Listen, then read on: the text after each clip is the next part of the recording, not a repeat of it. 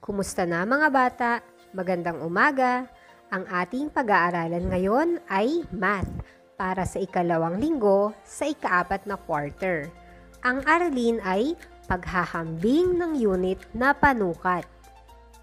Kung nakahanda na kayo ay umpisahan na natin ang ating aralin.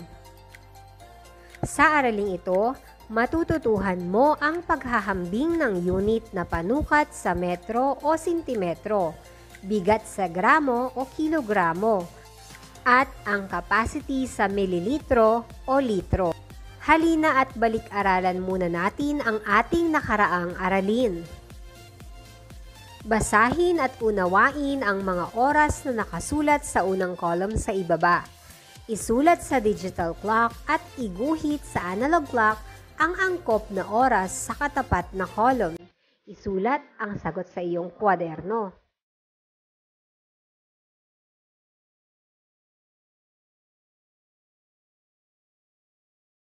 Unang bilang, 30 minuto makalipas ang ika-10 ng hapon. Narito ang mga tamang sagot. Pangalawang bilang, ika-7 at 10 minuto ng umaga.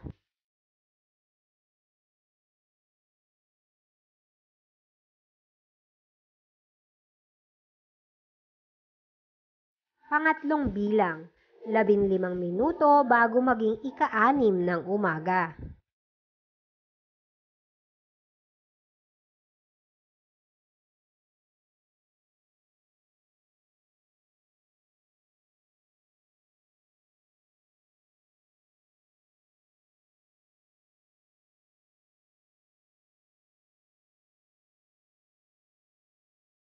Ngayon ay dumako na tayo sa ating aralin. Tingnan ang mga sumusunod na halimbawa. Suriin mo kung paano ipinakita ang paghahambing ng mga unit ng panukat ng haba. Narito ang unang halimbawa. Naglakad si Leo ng 600 sentimetro, samantalang si Alan ay naglakad ng 9 na metro. Sino kina Leo at Alan ang mas mahaba ang nilakad? Gaano kalayo ang pagitan ng kanilang nilakad?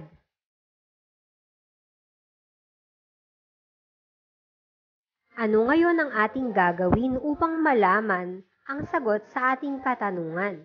Narito ang solusyon.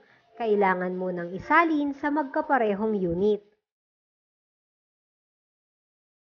Ang mga naibigay na bilang sa ating sitwasyon ay 600 sentimetro at 9 na metro.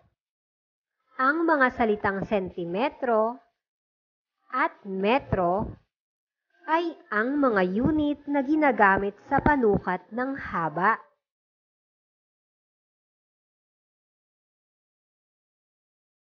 Basahin natin ang mga katanungan na ito. Ang 600 na sentimetro ay katumbas ng ilang metro at ang 9 na metro ay katumbas ng ilang sentimetro. Tandaan natin ang conversion table na ito. Ang 1 metro o m ay katumbas ng 100 sentimetro o cm. Ang 2 metro naman ay katumbas ng 200 sentimetro. Ngayon ay ating alamin ang katumbas na metro ng 600 sentimetro. Dahil ang katumbas ng 1 metro ay 100 sentimetro, ang ating gagawin ay 600 divided by 100, ang sagot ay 6 o 6. Sa makatuwid, ang 600 na sentimetro ay katumbas ng 6 na metro. Ilang sentimetro naman ang katumbas ng 9 na metro. Tandaan natin ang conversion table na nasa itaas. Ang 1 metro ay katumbas ng 100 na sentimetro. Kaya naman ang gagawin ay 9 times 100 equals 900. Kaya ang 9 na metro ay katumbas ng 900 sentimetro. Ang nilakad ni Leo ay 600 sentimetro o 6 na metro. At ang nilakad naman ni Alan ay 900 sentimetro o 9 na metro. Kaya naman ang 900 sentimetro ay mas mahaba kung ihahambing sa 600 sentimetro. Gayon din ang 9 na metro ay mas mahaba kung ihahambing sa 6 na metro. Mas mahaba ng 300 sentimetro o 3 metro kung ihahambing ang layo ng nilakad nina Alan at Leo. Sino kina Leo at Alan ang mas mahaba ang nilakad? Gaano kalayo ang pagitan ng kanilang nilakad? Ang sagot ay mas malayo ang nilakad ni Alan kung ihahambing sa nilakad ni Leo. May layong 300 sentimetro o 3 metro ang nilakad ni Alan kung ihahambing sa nilakad ni Leo.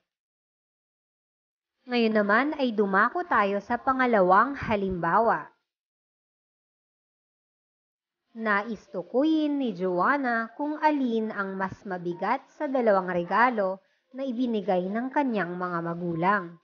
Alin ang mas mabigat? Ang kahon ng tsokolate na may timbang na 1 kilo o ang laruan na may timbang na 1,000 gramo?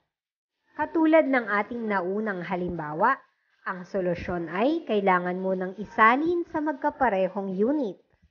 Ang mga naibigay na datos sa ating sitwasyon ay 1 kilo at 1,000 gramo.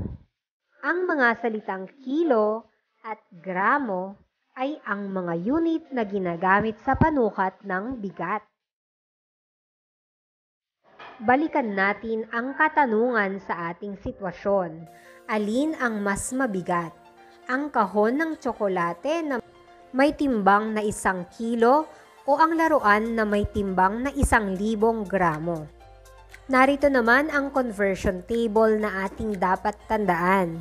Ang 1 kilo o kilogramo ay katumbas ng 1,000 gramo at ang 2 kilo o kilogramo ay katumbas ng 2,000 gramo. Ngayon ay maihahambing na natin ang 2 regalong natanggap. Ano kaya ang katumbas na gramo ng 1 kilo? 1 times 1,000 equals 1,000. Ang 1 kilo ay may katumbas na 1,000 gramo. At upang makuha naman ang katumbas ng kilogramo sa gramo ay 1,000 divided by 1,000 equals 1. Ngayon ay maaari na nating ihambing ang dalawa dahil may pareho ng unit of measurement o unit ng panukat. Ano ngayon ang masasabi nyo sa timbang ng parehong regalo? Ang 1 kilo o kilogramo ay kasimbigat ng 1,000 gramo. Sa makatuwid, ang 2 regalo na ibinigay ng kanyang mga magulang ay may parehong bigat lamang. Ngayon ay dumako na tayo sa ating pangatlong halimbawa. Tingnan ang larawan. Tukuyin mo kung alin ang mas maraming laman. Gaano karami ang lamang nito sa kabila? Sa unang lagayan, ang laman nito ay 2 litro. Sa pangalawa naman ay 1,200 mililitro.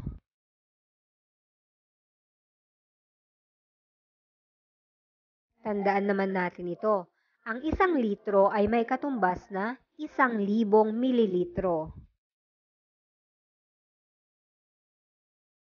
Ang mga salitang litro at mililitro ay ang mga unit na ginagamit sa panukat ng capacity o kapasidad.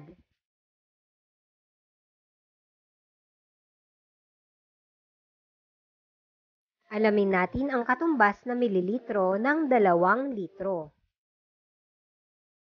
Dahil ang 1 litro ay katumbas ng 1,000 mililitro, ang gagawin ay 2 times 1,000 equals 2,000.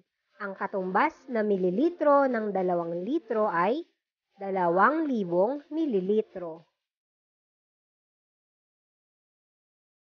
Sa paghahambing naman ng mililitro at litro, ang gagawin naman dito ay 1,200 divided by 1,000 equals 1.2.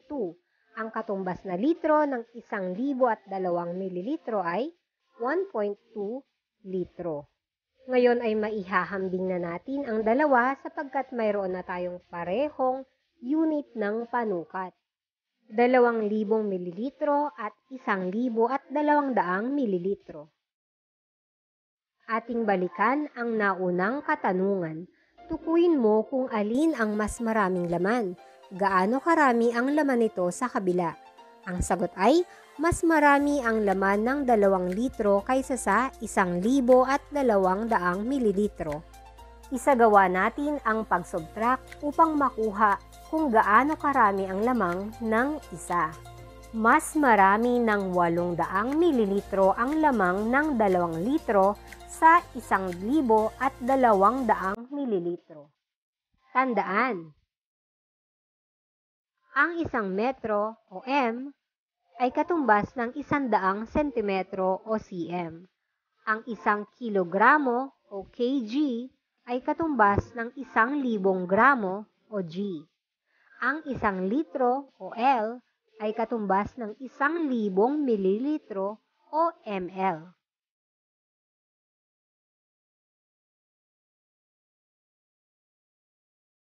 Ngayon ay dumako na tayo sa mga pagsasanay.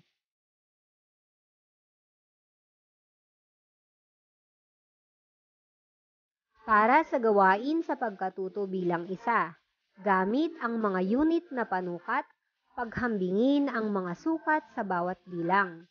Guhitan ang mas malaking quantity, ang mas marami, mas mahaba, mas mabigat, at iba pa sa mga sumusunod na bilang.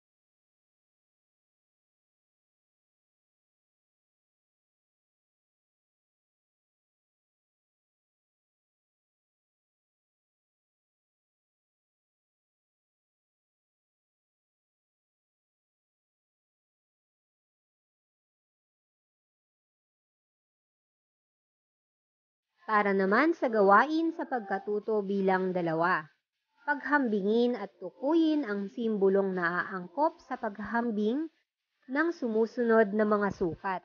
Isulat ang mga simbolong greater than, less than, at equal sapat lang.